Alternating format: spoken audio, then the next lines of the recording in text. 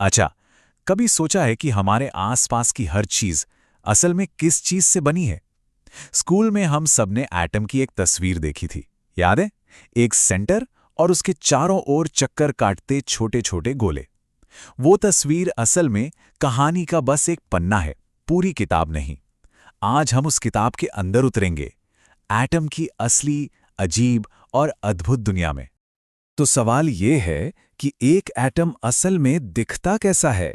क्या वो सच में एक नन्हा सा सोलर सिस्टम है या फिर कुछ कुछ ऐसा जो हमारी सोच से भी परे हो? तैयार रहिएगा, क्योंकि इसका जवाब आपको चौंका सकता है। तो ये है हमारा आज का रोड मैप। हम बिल्कुल बेसिक तस्वीर से शुरू करेंगे और धीरे धीरे क्वांटम की उस दुनिया में गोता लगाएंगे जहां नियम ही बदल जाते हैं।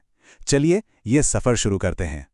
तो चलिए सबसे पहले उस जानी पहचानी तस्वीर से शुरू करते हैं। ये शुरुआत के लिए तो ठीक है, पर इसमें एक बहुत बड़ी, मतलब बहुत ही बड़ी गड़बड़ थी। तो देखिए, हर एटम के सेंटर में, उसके दिल में होता है न्यूक्लियस। इसे आप एटम का कंट्रोल सेंटर मान सकते हैं। इसके अंदर होते हैं प्रोटॉन, और यही प्रोटॉन उसकी पहचान है। मतलब वही तय करते हैं कि एटम कार्बन का है या सोने का। साथ में होते हैं न्यूट्रॉन, जो बस वजन बढ़ाते हैं।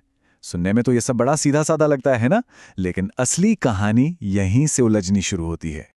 और बस यहीं आकर हमारी रोजमर्रा की दुनिया वाले फिजिक्स, मतलब जो नियम एक क्रिकेट बॉल पर लगते हैं, वो बुरी तरह से फेल हो जाते हैं।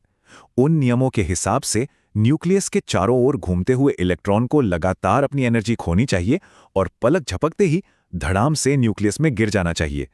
लेकिन जाहिर सी बात है, ऐसा होता तो नहीं है। आप और हम हैं, ये दुनिया है। तो फिर हो क्या रहा है? तो इस नामुमकिन सी पहेली को सुलझाने के लिए मैदान में उतरे नील्स बोहर, और उन्होंने एक ऐसा आइडिया सामने रखा जो इतना इतना अजीब था कि उसने साइंस की पूरी दुनिया को ही पलट कर रख दिया।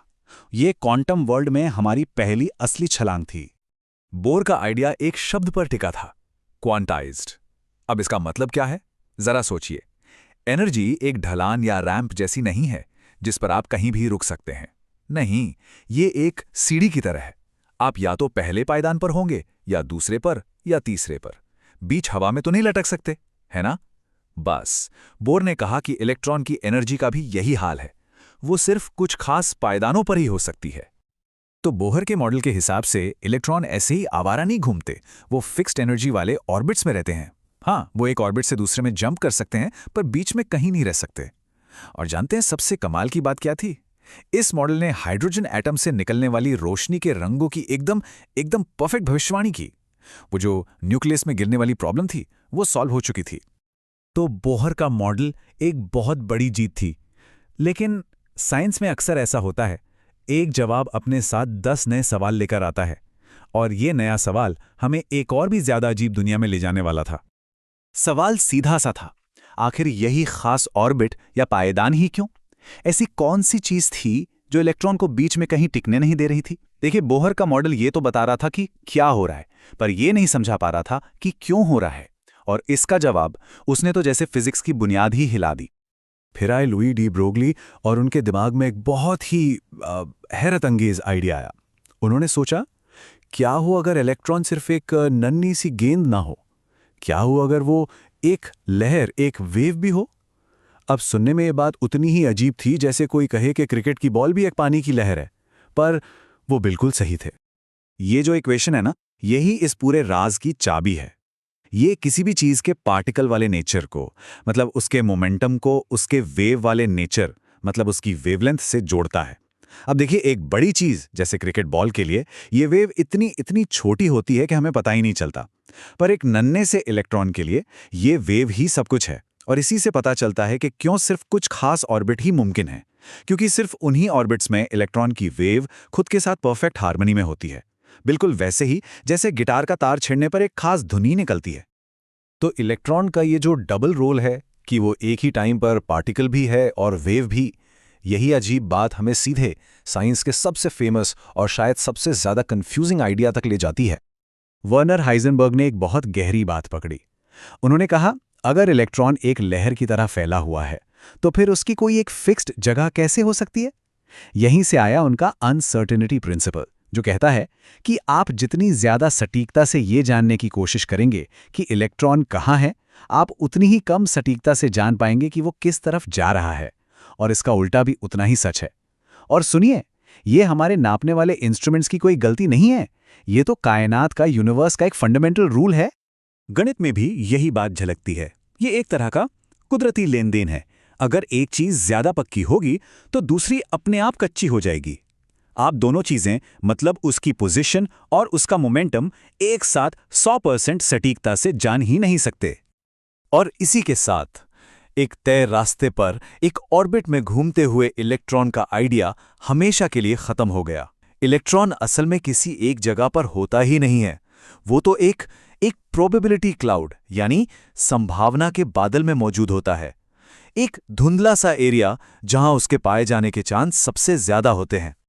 तो सवाल उठता है, अगर कोई फिक्स्ड ऑर्बिट है ही नहीं तो फिर हम इलेक्ट्रॉन के बारे में बताएंगे कैसे? जवाब है क्वांटम नंबर्स से। आप इन्हें उस प्रोबेबिलिटी क्लाउड के अंदर इलेक्ट्रॉन का एक तरह का पोस्टल एड्रेस समझ सकते हैं। ये 4 नंबर मिलकर हर इलेक्ट्रॉन को एक यूनिक पहचान देते हैं। पहला नंबर बताता है एनर्जी लेवल, मतलब वो न्यूक्लियस से कितना दूर है। दूसरा नंबर उस क्लाउड की शेप बताता है, गोल है या डंबल जैसा है। और बाकी के 2 नंबर स्पेस में उसकी ओरिएंटेशन और उसकी एक अपनी अंदरूनी खासियत, जिसे स्पिन कहते हैं, उसके बारे में बताते हैं। और इन चारों से मिलके तस्वीर पूरी होती है। तो जब हम इन सारी चीजों को एक साथ जोड़ते हैं तो हमें एटम की मॉडर्न पिक्चर मिलती है। हाँ, ये सीधी सादी नहीं है, ये हमारी रोज की दुनिया के लॉजिक से बिल्कुल अलग है, पर यही वो तस्वीर है जो हकीकत को सबसे सही तरीके से बताती है और हर टेस्ट में खरी उतरती है। तो ये रहा हमारे पूरे सफर का सार। हमने शुरू किया एक सिंपल से सोलर सिस्टम जैसे मॉडल से, फिर हम बोहर की एनर्जी की सीढ़ियों तक पहुंचे और आखिर में हम पहुंचे आज के क्वांटम मॉडल तक।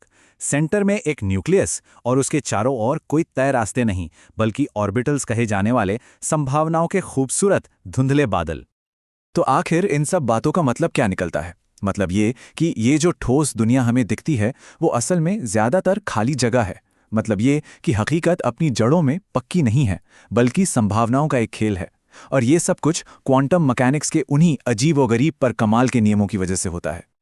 और ये सारी बातें हमें एक आखिरी और बहुत गहरे सवाल पर लाकर छोड़ देती हैं। अगर इस दुनिया को बनाने वाली सबसे बुनियादी ईंटें निश्चितता से नहीं बल्कि संभावनाओं से चलती हैं, तो फिर हमारी ये रोजमर्रा की दुनिया इतनी ठोस, इतनी तयशुदा क्यों महसूस होती है?